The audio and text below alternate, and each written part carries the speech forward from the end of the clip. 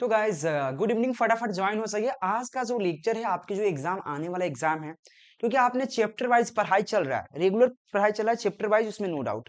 लेकिन chapter wise के अलावा भी एक होता क्या है, मिक्सर। यानी कि मिक्सर जानते हैं ना?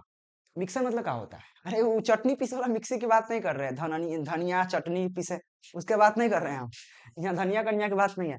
मिक्सर मतलब पूरा चैप्टर को एक साथ मिक्स करके आपके एग्जाम में आता है, क्योंकि आपके एग्जाम में 20 को 2 नंबर वाला क्वेश्चन आता है। आप समझिएगा थोड़ा सा, 20 को 2 नंबर वाला क्वेश्चन आता है, उसमें से आपको 10 क्वेश्चन का जवाब देना है। और यह 20 क्वेश्चन आपको यह नहीं कह के देता है कि किस चैप्टर से कौन क्वेश्चन है, यानी कि पूरा मिक्सिंग करके खिचड़ी पका देता है, यानी कि सभी चैप्टरों के एक साथ। तो आपको मिक्सिंग चैप्टर पढ़ना जरूरी है ना। तो आपको ऐसे ही इंपॉर्टेंट क्वेश्चन लेके आए फिजिक्स के। इस फिजिक्स की बात करें, जितना चैप्टर पढ़ना है सभी से आपको सेलेक्ट करके दो दो क्वेश्चन करके लाए हैं, इंपॉर्टेंट क्वेश्चन आंसर।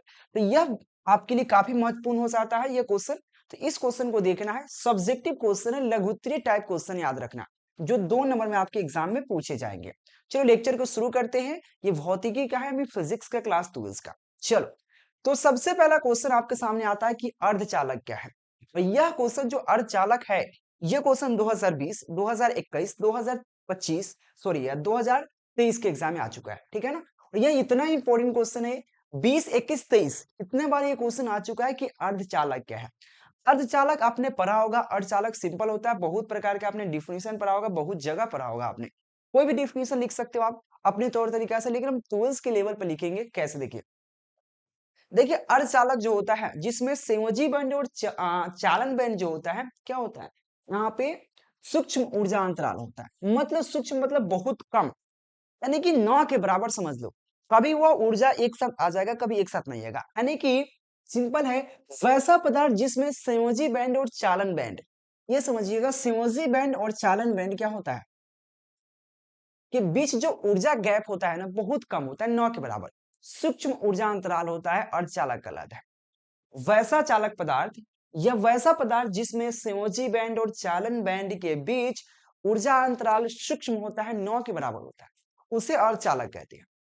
लेकिन इतना ही पर काम नहीं चलता है, थोड़ा सा और लिखेंगे कि कब चालक होता है, क्योंकि अर्धचालक कहने के मतलब है आधा चालक की तरह, आधा अचालक की तरह, आई मीन कुचालक की तरह व्यवहार करता है, ठीक है ना। जब तापक्रम शून्य होता है, सीधा समझिए, जब टेम्परेचर जो टेम्परेचर ना, घाम धूप ताप, तो क्या होता है, यदि तापक्रम शून्य होता है तो क्या होता है, इलेक्ट्रॉन चालन बैंड से संयोजी बैंड में क्या होता है, चालन बैंड से संयोजी बैंड में नहीं जा पाता है। तो इलेक्ट्रॉन क्या होता है, इलेक्ट्रॉन जो होता है चालन बैंड से संयोजी बैंड में फॉलो नहीं करता है। क्या करता है, फॉलो नहीं करता। कब, जब टेम्परेचर शून्य होता है तब वो, तो उसमें क्या होता है, अचालक की भांति व्यवहार करता है, जिससे यह क्या होता है, अचालक, जिसको हम लोग कुचालक कहते हैं, ठीक है ना, कुचालक की तरह व्यवहार करता है। अगर टेम्परेचर, अगर उसको पिछवाड़ा में गर्मी डाल दीजिएगा, आई मीन होता नहीं कि उसका तसला चढ़ा के हम लोग आग लगा देते, पीछे से गर्म करना शुरू करते, उसी प्रकार के जब कोई पदार्थ को, जो अर्धचालक है, अर्धचालक कौन होता है, तो सिलिकॉन और जर्मेनियम, ठीक है, सिलिकॉन जर्मेनियम, इस पर भी ध्यान दीजिएगा, पूछ देगा। सिलिकॉन जर्मेनियम क्या है, अर्धचालक है, सेमीकंडक्टर। जब इसको गर्म करेंगे ना, तो जैसे ही गर्म करेंगे, थोड़ा सा बिनबिनाएगा, एकदम गर्माएगा, तो क्या करेगा, इलेक्ट्रॉन को फेंक देगा कहाँ के पास, भाई हम ना रखो। चालन बैंड कहेगा हम ना रखम, तू ले जो, संयोजी बैंड के पास फेंक देगा। तो क्या करेगा, इलेक्ट्रॉन चालन बैंड किसको फेंकेगा, संयोजी बैंड, और चालक प्रवाही होने लगेगा, धारा प्रवाहित होने लगेगा, तो चालक की तरह व्यवहार करने का। फिर समझिए, देखिए, वैसा पदार्थ जिसमें संयोजी बैंड और चालन बैंड के बीच ऊर्जा गैप बहुत कम होता है, अर्धचालक कहलाता है। अगर तापक्रम शून्य होता है तो इलेक्ट्रॉन जो होता है ना, इलेक्ट्रॉन, यह इलेक्ट्रॉन है, इलेक्ट्रॉन चालन बैंड से संयोजी बैंड में नहीं जाता है, नहीं जाता है, इस वजह से क्या होता है, अचालक होता है, अचालक की तरह व्यवहार करता है। यदि टेम्परेचर, यदि तापक्रम बढ़ाया जाता है, यदि टेम्परेचर तापक्रम बढ़ाते हैं, तो इलेक्ट्रॉन क्या होता है, वो चालन बैंड से संयोजी बैंड में चला जाता है। जब चला जाता है और चालक की भांति व्यवहार करता है, ठीक है ना। चलो, और चालक भी दो प्रकार के होते हैं, और दोनों में से एक फिक्स होता है, आपके एग्जाम में आएगा, पी टाइप अर्धचालक और एन टाइप अर्धचालक। इसको दोनों को पढ़ लो मेरे दोस्त। तो देखो, पी टाइप अर्धचालक क्या है, समझिए, जब नैज अर्धचालक में त्रिसंयोजी अशुद्धि मिलाया जाता है, जो नैज अर्धचालक होते हैं, नैज अर्धचालक क्या है, मैं ऑलरेडी इस चैप्टर में पढ़ा चुका हूं, ठीक है ना, तो उस पर ज्यादा नहीं जाएंगे। जब नैज अर्धचालक के साथ त्रिसंयोजी अशुद्धि, ठीक है ना, त्रिसंयोजी अशुद्धि मिलाया जाता है तो प्राप्त अर्धचालक पी टाइप अर्धचालक प्राप्त होता है। तो पी टाइप अर्धचालक प्राप्त होता है, समझे कि नहीं। जब नैज अर्धचालक के साथ त्रिसंयोजी अशुद्धि मिलाया जाता है तो जो प्राप्त अर्धचालक होता है उसको क्या बोलेंगे, हम पी टाइप अर्धचालक बोलते हैं, ठीक है ना। थोड़ा और आगे बढ़ जाते हैं, ठीक है। तो पी टाइप अर्धचालक में बहुसंख्यक वाहक क्या होता है, होल्स यानी कि छिद्र होता है। बहुसंख्यक वाहक होल्स आई मीन छिद्र जिसको कहते हैं, ये जो होल्स है ना इसको छिद्र कहते हैं, छिद्र। इसको बीवर भी कहते हैं, बीवर, ठीक है ना, इसी का नाम, तीनों का तीनों नाम इसी का है। तो समझिएगा पी टाइप अर्धचालक क्या है, जब नैज अर्धचालक के साथ त्रिसंयोजी अशुद्धि मिलाया जाता है तो पी टाइप अर्धचालक प्राप्त होता है। पी टाइप अर्धचालक में बहुसंख्यक वाहक क्या होता है, बहुसंख्यक वाहक आपका इलेक्ट क्या होता है, होल्स आई मीन छिद्र होता है, छिद्र होता है। तथा अल्पसंख्यक वाहक क्या होता है, इलेक्ट्रॉन होता है, अल्पसंख्यक वाहक इलेक्ट्रॉन होता है। इस पर मैं आपको ट्रिक मैं बताऊंगा अभी जस्ट, एक और इसमें इसका प्रकार है, मैं उसमें पढ़ाऊंगा तो समझाऊंगा। तो क्या होता है, एक सिर्फ याद रखना है कि पी टाइप अर्धचालक का बहुसंख्यक वाहक क्या होता है, होल्स होता है, और अल्पसंख्यक वाहक इलेक्ट्रॉन, ठीक है। अब एक और प्रकार में पढ़ाऊंगा, देखो यहाँ पे 3 नंबर क्वेश्चन क्या है कि एन टाइप अर्धचालक से आप क्या समझते हैं। इसमें मैं आपको ट्रिक बताऊंगा जिससे पी टाइप एन टाइप दोनों याद हो जाएगा। दोनों में कोई फर्क नहीं है, बस एक थोड़ा सा फर्क है। मैंने पी टाइप में पढ़ाया, जब नैज अर्धचालक के साथ क्या करेंगे, त्रिसंयोजी अशुद्धि मिलाते हैं। क्या करते हैं हम लोग, त्रिसंयोजी, त्रिसंयोजी अशुद्धि मिलाया जाता है तो ये पी टाइप अर्धचालक प्राप्त होता है, ठीक है ना। सेम डिफिनेशन है। जब क्या करेंगे, जब नैज अर्धचालक के साथ इसमें क्या होगा, पंचसंयोजी, त्रि की जगह पंचसंयोजी अशुद्धि मिलाई जाती है तो एन टाइप अर्धचालक प्राप्त होता है, बस इतना याद रखना है। लेकिन कंफ्यूजिंग कहां पैदा होता है कि एन टाइप अर्धचालक में जो बहुसंख्यक वाहक क्या होता है, बहुसंख्यक वाहक जो होता है इसमें इलेक्ट्रॉन होता है, ठीक है ना, बहुसंख्यक वाहक इलेक्ट्रॉन। तो अब समझिए, देखो समझिए, एन टाइप और पी टाइप, दो आपको दो टाइप के अर्धचालक होता है, एक होता है एन, एक होता है पी, ठीक है। एक होता है जो बहुसंख्यक वाहक जो होता है, इसको ही पहचान लेना है, काम हो जाएगा। तो बहुसंख्यक वाहक देखिए, एन टाइप, एन जो होता है ना, एन इलेक्ट्रॉन, एन इलेक्ट्रॉन, तो एन टाइप के लिए बहुसंख्यक वाहक इलेक्ट्रॉन होता है। एन इलेक्ट्रॉन, देखिए एन इलेक्ट्रॉन लग रहा है कि भाई बहन है, ऐसा लग रहा है ना, भाई बहन, पढ़िए एक बार, एन इलेक्ट्रॉन, एन इलेक्ट्रॉन, ठीक है ना, भाई बहन के लग रहा है। तो और पी और इलेक्ट्रॉन में कोई संबंध है, पी कहा इलेक्ट्रॉन कहा, ये तो गर्लफ्रेंड बॉयफ्रेंड है, कोई नाते नहीं रहता है, ठीक है ना। एन इलेक्ट्रॉन, ठीक बा, एन इलेक्ट्रॉन कुछ ना कुछ संबंध है। एन टाइप के लिए बहुसंख्यक वहां क्या होता है, इलेक्ट्रॉन होता है, देखिए यहाँ पे इलेक्ट्रॉन है। जब ऑलरेडी पता चल चुका कि एन टाइप के लिए बहुसंख्यक वाहक इलेक्ट्रॉन है तो पी टाइप के लिए क्या होगा, छिद्र हो जाएगा, क्योंकि दो ही ना होता है मात्र, छिद्र, इलेक्ट्रॉन या छिद्र। अब ये चीज पता है कि एन टाइप के लिए बहुसंख्यक वाहक इलेक्ट्रॉन है तो अल्पसंख्यक वाहक क्या हो जाएगा, उल्टा कर दो छिद्र हो जाएगा। तो अल्पसंख्यक वाहक क्या हो जाएगा, छिद्र, जिसको होल्स कहते हैं, मतलब उल्टा।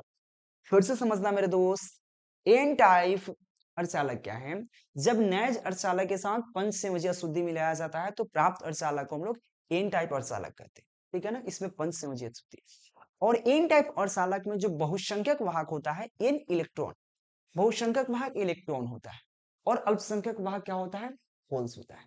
और पी टाइप अर्धचालक, जब नैज अर्धचालक के साथ त्रिसंयोजी अशुद्धि मिलाया जाता है, जो प्राप्त अर्धचालक होता है पी टाइप अर्धचालक होता है। और बी टाइप अर्धचालक में देखो, पी टाइप अर्धचालक में बहुसंख्यक वाहक क्या होगा, होल्स होगा। होल्स इसलिए होगा क्योंकि इलेक्ट्रॉन किसके लिए होता है, एन टाइप के लिए, इसलिए क्या हो जाएगा, पी टाइप के लिए होल्स होगा। देखो यहाँ पे देखिए होल्स है, ठीक है ना, होल्स होता है, और अल्पसंख्यक वाहक इलेक्ट्रॉन होता है, इस पर ध्यान जरूर दीजिएगा, ठीक है ना। और पी टाइप के लिए अल्पसंख्यक वाहक इलेक्ट्रॉन होता है। दोनों में डिफरेंट आपको समझ में आना चाहिए, और दोनों काफी महत्वपूर्ण है। दोनों में से एक क्वेश्चन आपको 100% मैं गारंटी देता हूं आपके एग्जाम में आएगा। चलो नेक्स्ट क्वेश्चन, 4 नंबर क्वेश्चन है, प्रकाश के विवर्तन से आप क्या समझते हैं।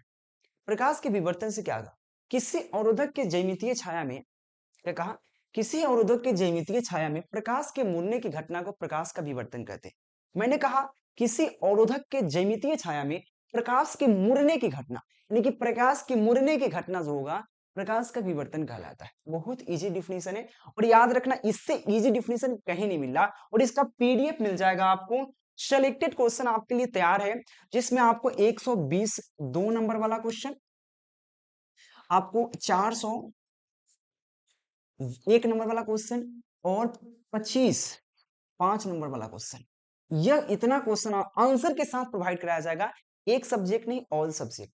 साथ में आपको चैप्टर वाइज नंबर को नीचे दिख रहा है, कंटेक्ट जरूर कीजिए। ठीक है, चलिए 5 नंबर क्वेश्चन क्या है, आवेशों के संरक्षण का सिद्धांत क्या है। बहुत प्यारा सा क्वेश्चन है। देखो अब कहो आवेशों के संरक्षण के सिद्धांत की बात करें, इस प्रकार से डिफरेंस दो तरीका से लिख सकते हैं। इस नियम के अनुसार, इस नियम के अनुसार आवेश क्या है, कुल आवेश संरक्षित होता है। इस नियम के अनुसार आवेशों के न तो उत्पन्न किया जा सकता है न इसको विनाश किया जा सकता है, केवल एक रूप से दूसरे रूप में परिवर्तित रूपांतरित किया जा सकता है।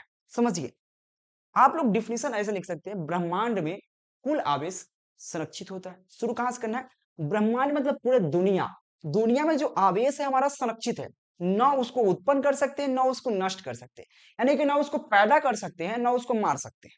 सिंपल समझ लीजिए, यानी कि ब्रह्मांड में कुल आवेश क्या है, संरक्षित है, न तो उसको पैदा कर सकते हैं न ही उसको आप मार सकते हैं, केवल एक रूप से दूसरे रूप में बदल सकते हैं, रूपांतरित कर सकते हैं, परिवर्तित कर सकते हैं, उसी को आवेश का संरक्षण के सिद्धांत कहते हैं। तो ब्रह्मांड में कुल आवेश क्या है, संरक्षित होता है। आवेश को न तो उत्पन्न किया जा सकता है और न ही इसका विनाश किया जा सकता है, और न ही इसका विनाश किया जा सकता है, यानी नष्ट किया जा सकता है। आवेश को केवल एक रूप से, एक रूप से दूसरे रूप में रूपांतरित परिवर्तन किया जा सकता है। आवेशों के संरक्षण का सिद्धांत कहलाता है। ये काफी महत्वपूर्ण क्वेश्चन है और इस प्रकार से सब्जेक्टिव के साथ ऑब्जेक्टिव भी आएंगे आपके लिए, टेंशन मत लीजिए। संधारित्र की धारिता से आप क्या समझते हैं, ये भी क्वेश्चन आपको पढ़ा चुके हैं। संधारित्र की धारिता क्या है, ठीक है ना। संधारित्र एक ऐसी युक्ति है, देखिए समझिएगा, संधारित्र एक ऐसी युक्ति है जो बहुत कम जगह में बहुत सारे आवेशों एवं ऊर्जा को एकत्र करके रखता है। आपने कैपेसिटर देखा होगा, कंडेंसर आपने जानते होंगे, जो फैन में कंडेंसर लगा रहा है ना, फैनवा में, पंखा में लगा रहे ना फैन, जो फैन होता है, पंखा होता है, उसमें एक छोटी सा कंडेंसर लगा रहता है। इस प्रकार का कंडेंसर आपने देखा होगा, सभी पंखा में लगा रहता है। ठीक है, इस प्रकार के, इस प्रकार का कंडेंसर आपने देखा होगा, पंखा में लगा रहता है, हाँ या ना, लगा रहता है। इस प्रकार के कंडेंसर देखिए, यह जब खराब हो जाता है तो फैन बहुत धीरे धीरे, एकदम ऐसे नचनिया की तरह एकदम ऐसे नाचता है। ठीक है, और वही जब ये लगा देते हैं ना, याद लगता है कहती कि हो गया super fast, super fast train हो जाता है। ऐसे लगता है कि भाई कोई लोकल ट्रेन की तरह धुकुर धुकुर करके चलता है। ठीक है, तेजुआ गाड़ी की तरह धुकुर धुकुर तो चलता है ना। इसमें क्या ऐसे है चीज भाई, लगाते लगाते हिरचा के है मतलब छोटा पैक बड़ा धमाका वाला काम है। ठीक है, छोटा पैक बड़ा धमाका क्यों करता है, ये क्या करता है, बहुत सारे आवेश को एकत्र कर लेता है। जैसे समझिए, जैसे हम लोग के घर पे टंकी का पानी लगा, पानी का टंकी लगा रहता है, टंकी का पानी नहीं, पानी का टंकी लगा रहता है। उसमें क्या होता है, मोटर चलता है, तो मोटर चलता है तो पानी को क्या करते हैं, पानी उसमें रुकता है। देखो लाइट कटने के बाद क्या होता है, जो मोटर से पानी आया तो लाइट कटा, बाय द केस मोटर से उस टंकी में पानी भर लिए। ठीक है ना, अब यहाँ पे एक बड़ा सा टंकी लगा हुआ है। ठीक है, इसमें मोटर यहाँ पे लगा, मोटर से पाइप यहाँ पानी डाल रहा है, पानी भर गया, पानी भर गया, यानी कि छोटी सा चीज है लेकिन पानी बहुत सारा रख लिया। फिर क्या किया, लाइन कट गया, काटने के बाद भी यह पानी देता रहेगा, पानी देता रहेगा। ठीक है, पानी देता रहता है, समझ रहे, क्योंकि ये पानी को एकत्र करके रखे हुए, जमा करके रखे हुए अपने अंदर।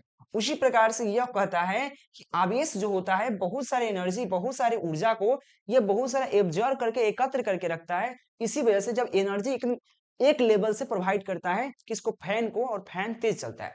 वही कहते हैं संधारित्र एक ऐसी युक्ति है जो बहुत कम जगह में बहुत अत्यधिक क्या कहता है, आवेश की मात्रा या विद्युत ऊर्जा को संचित रखता है। और इसका ये सही मात्रा क्या होता है, फैराडे होता है। कभी काफी महत्वपूर्ण क्वेश्चन है।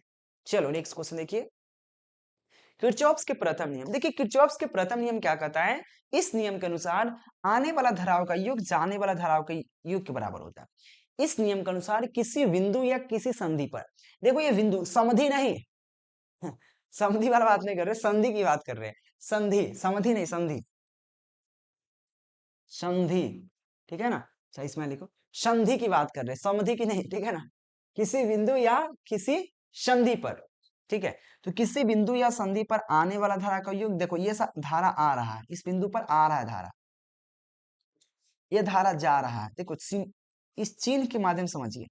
आने वाला धाराओं का योग जाने वाला धारा के योग के बराबर होता है। अगर यह I1 है, यह I2 है, यह I3 है, यह I4 है, यह I5 है, मान लेते हैं। तो इसमें से धारा कौन आ रहा है? I1 I2 I3 आ रहा है, I1 plus I2 plus I3, यह धारा आ रहा है। जा कौन रहा है?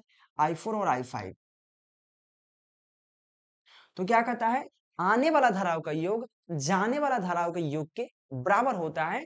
इसी को किरचॉफ का प्रथम नियम कहते हैं। इस नियम के अनुसार किसी बिंदु या संधि पर आने वाला धाराओं का योग जाने वाला धाराओं के योग के बराबर होता है, किरचॉफ के प्रथम नियम कहते हैं। कभी कभी आपने डिफिनेशन इस प्रकार से भी देखे होंगे कि इस नियम के अनुसार किसी बिंदु या संधि पर आने वाला धाराओं का योग जाने वाला धाराओं का योगों का मान शून्य होता है, ठीक है। चलिए 8 नंबर क्वेश्चन क्या है, लोरेंज बल क्या है? काफी महत्वपूर्ण क्वेश्चन है।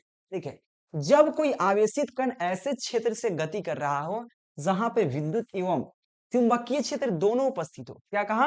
विद्युत एवं चुंबकीय क्षेत्र दोनों उपस्थित हो, दोनों उपस्थित हो, तो आवेशित कण पर लगने वाला क्रियाशील कुल बल को हम लोग लोरेंज बल कहते हैं। मैंने कहा कि जब कोई आवेशित कण ऐसे क्षेत्र से गति कर रहा, आई मीन वहां पे सीधा समझ लीजिए, अगर हम आवेशित करें, चाहे आप एक आवेशित करें, ऐसे एक रास्ते से जा रहे हैं जहां पे पानी भी लगा हुआ है और उसमें कांटा भी है, मतलब दो दो तरह से घर, मतलब उसमें दो तरह के आपका ये क्या बोलते हैं ना, एक कांटा का एक मतलब रुकावट है, एक पानी रुकावट है, यानी कि दो रुकावट उसमें है, यानी कि वहां पे कांटा भी है और पानी भी है। ऐसे रास्ता से आप जा रहे हो, तो उस आप पर जो बल लगेगा क्रियाशील कुल बल को लोरेंज बल कहते हैं। तो यहाँ पे हम इस प्रकार से कहेंगे, जब कोई आवेशित कण ऐसे क्षेत्र में गति कर रहा हो जहां पे विद्युत क्षेत्र और चुंबकीय क्षेत्र दोनों उपस्थित हो, दोनों उपस्थित हो, ठीक है, दोनों उपस्थित हो, तो आवेशित कण पर, देखिए हम जो बोल रहे हैं, आवेशित कण पर क्रियाशील कुल बल, क्या कहा? क्रियाशील कुल बल लोरेंज बल कहलाता है, ठीक है ना, लोरेंज बल कहलाता है। इसका एक सूत्र होता है लोरेंज बल का, ए बराबर ई क्यू, चाहे इस प्रकार से कभी कभी होता है, सिंपल होता है, ए बराबर क्यू को कॉमन ले लेता है तो क्यू इंटू क्या होता है, ई प्लस भी क्रॉस पी होता है, यही होता है, E इंटू भी क्रॉस बी होता है, ठीक है ना, इस प्रकार से, या इस प्रकार से आप लिख सकते हैं, कोई दिक्कत नहीं है, ई क्यू प्लस आप क्यू भी क्रॉस बी, इस प्रकार से भी लिख सकते हैं। अधिकतम इस प्रकार से होता है, बराबर Q into E plus B cross B, यह लॉरेंस बल होता है। आइए नेक्स्ट क्वेश्चन देखिए। नेक्स्ट क्वेश्चन है, प्रति चुंबकीय पदार्थ के दो गुण बताइए। देखिए, प्रति चुंबकीय, अनुचुंबकीय, लौह चुंबकीय, काफी महत्वपूर्ण क्वेश्चन है और सभी में अंतर पूछता है। तो प्रति चुंबकीय क्या दो गुण क्या है? तो यह चुंबक द्वारा दुर्बल रूप से प्रतिकर्षित करता है। देखिए, प्रति चुंबकीय काम क्या है, यह दुर्बल रूप से क्या प्रतिकर्षित करता है, क्या कहा? यह चुंबक के द्वारा दुर्बल रूप से, मतलब कमजोर, मतलब बहुत वीक है, कमजोर रूप से प्रतिकर्षित करता है, ठीक है ना, प्रतिकर्षित करता है। दूसरा का पॉइंट क्या है, प्रति चुंबकीय पदार्थ की तीव्रता ऋणात्मक होती है, क्योंकि दुर्बल है, क्योंकि यह ऋणात्मक होती है, ठीक है ना, क्योंकि जीरो से कम होता है, चुंबकशीलता इसका जीरो से कम होता है। नेक्स्ट क्वेश्चन है कि पूर्ण आंतरिक प्रावर्तन क्या है, समझिए। पूर्ण आंतरिक प्रावर्तन मेरे देश बहुत प्यारा सा क्वेश्चन है कि पूर्ण आंतरिक प्रावर्तन क्या है, समझिए। देखिए, जब आपतन कोण का मान क्रांति कोण के मान के बराबर हो जाता है, समझिएगा, आपतन कोण का मान क्रांति कोण के मान के बराबर हो जाता है,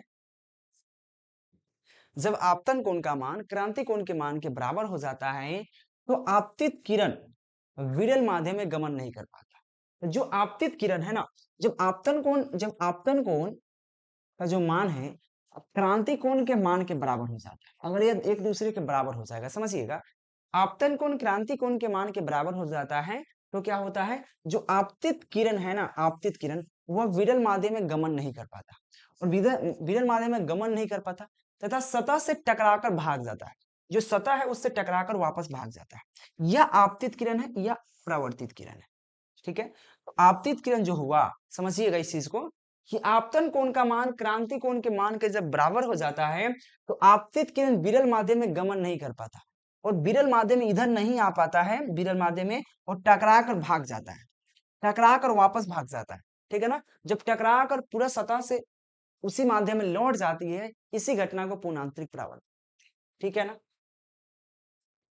आइए 11 नंबर क्वेश्चन है कि गामा कण के दो गुण या गामा किरण के दो गुण को लिखे, या गामा कण हो जाता है, किरण जो होता है उसके आपको गुण जो होते हैं, प्रॉपर्टीज क्या है लिखिए। देखिए ये आवेश रहित होता है, गामा किरण जो होता है उस पर कोई आवेश नहीं होता, कोई चार्ज नहीं होता, वो चार्ज से स्वतंत्र होता है, कोई चार्ज नहीं। दूसरा का पॉइंट क्या है, इसका भेदन क्षमता बहुत क्या होता है, अधिक होता है। इसका भेदन क्षमता क्या होता है, बहुत अधिक होता है। किसका, गामा किरण का भेदन क्षमता बहुत अधिक होता है। आपसे ऑब्जेक्टिव में पूछ देगा कि किस किरण का भेदन क्षमता सबसे अधिक होता है, तो गामा किरण, ठीक है ना। ये हमेशा निर्वात में प्रकाश के वेग से गति करता है, यानी कि जो गामा किरण है, जो निर्वात जहां पे कुछ नहीं होता है, वहां पे प्रकाश के वेग से गति करता है। किसके वेग से, प्रकाश के वेग से गति करता है। पहला पॉइंट क्या था, जो गामा किरण उस पर कोई चार्ज नहीं होता, कोई आवेश नहीं होता। सेकेंड पॉइंट क्या है, भेदन क्षमता, यानी कि गामा किरण का जो भेदन क्षमता सबसे अधिक होता है, ठीक है ना। और गामा किरण हमेशा निर्वात में प्रकाश के वेग से गति करता है, ठीक है ना। चलिए नेक्स्ट क्वेश्चन देखिए यहाँ पे, सम विभव तल को परिभाषित करें। ये बहुत प्यारा सा क्वेश्चन है। देखिए वैसा तल, सम विभव पृष्ठ क्या समझिएगा, अगर मान लेते कोई पृष्ठ है, ये सतह है, ठीक है। तो देखो समविभव पृष्ठ के मतलब क्या हुआ, अगर कोई पृष्ठ है तो समविभव पृष्ठ अगर यहाँ से यहाँ, अगर ये मान ले कोई Q आवेश है, यहाँ पे Q1 है, यहाँ पर Q2 है, यहाँ पे Q3 है। देखो कोई भी वृत्त के बात करें, कोई गोला के त्रिज्या सब बराबर होता है, इसकी त्रिज्या 1 होगा, इसका भी 1 ही होगा, इसका भी 1 होगा, क्योंकि सभी का त्रिज्या बराबर होता है, सभी की त्रिज्या बराबर होता है, ये आपको पता है। तो मैंने कहा कि देखिए वैसा पृष्ठ जिसके आवेशों के वितरण के कारण प्रत्येक बिंदु पर विद्युत क्षेत्र जो होता है समान होता है, ठीक है ना, विद्युत विभव समान होता है।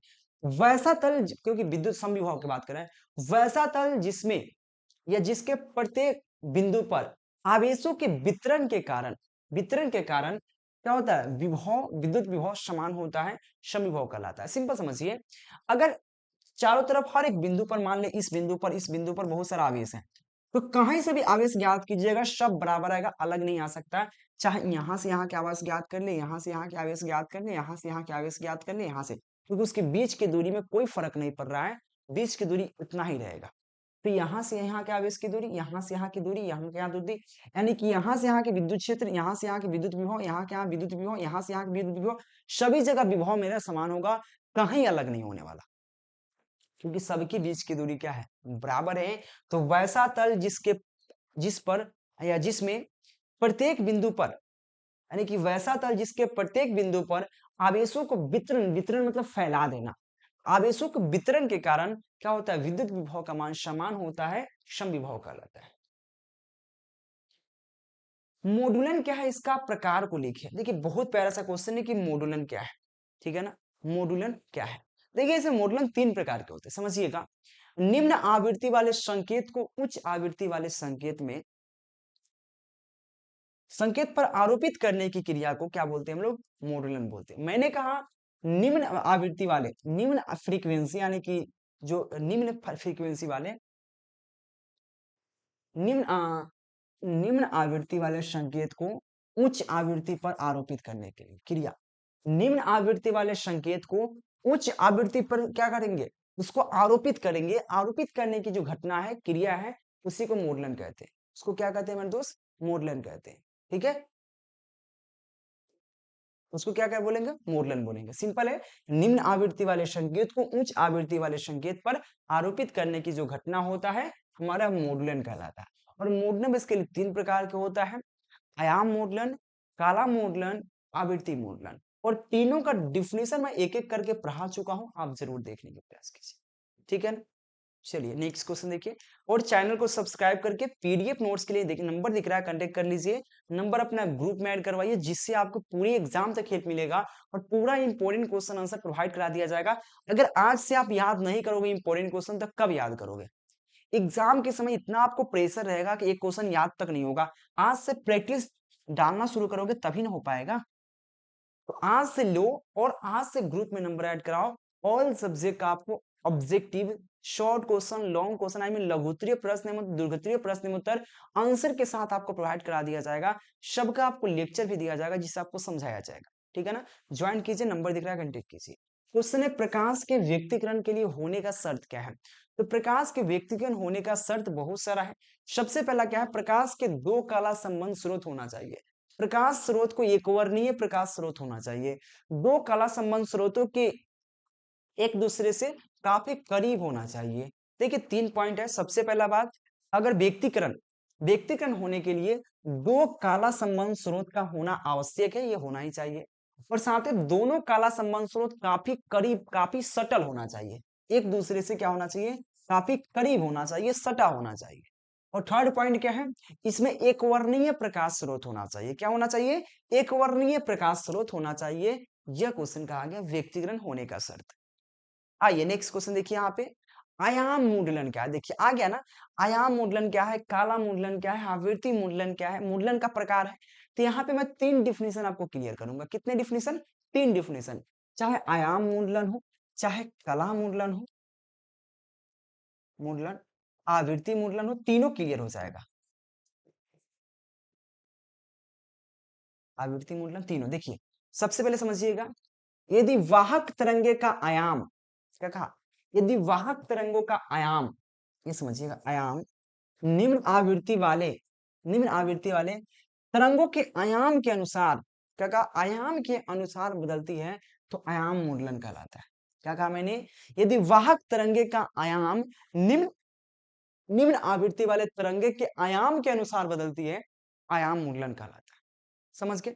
और जहां जहां मैंने 3 जगह को मैंने मार्क किया है, 3 जगह मैंने गोला से घेर दिया, वहां पे काला फिट कर दो, काला मुंडलन हो जाएगा। वहां पे आवृत्ति फुट कर दो, आवृत्ति मुंडलन हो जाएगा। देखो अगर मैंने यहाँ पे काला फिट कर दिया, ठीक है, समझिएगा, ये यदि वाहक तरंगे का कला निम्न आवृत्ति वाले तरंगे के कला के अनुसार, यहाँ पे क्या हो गया, कला, कला मुंडलन बता रहा, कला के अनुसार बदलती है तो क्या होता है, काला मुंडलन कहलाता है, काला मुंडलन कहलाता है।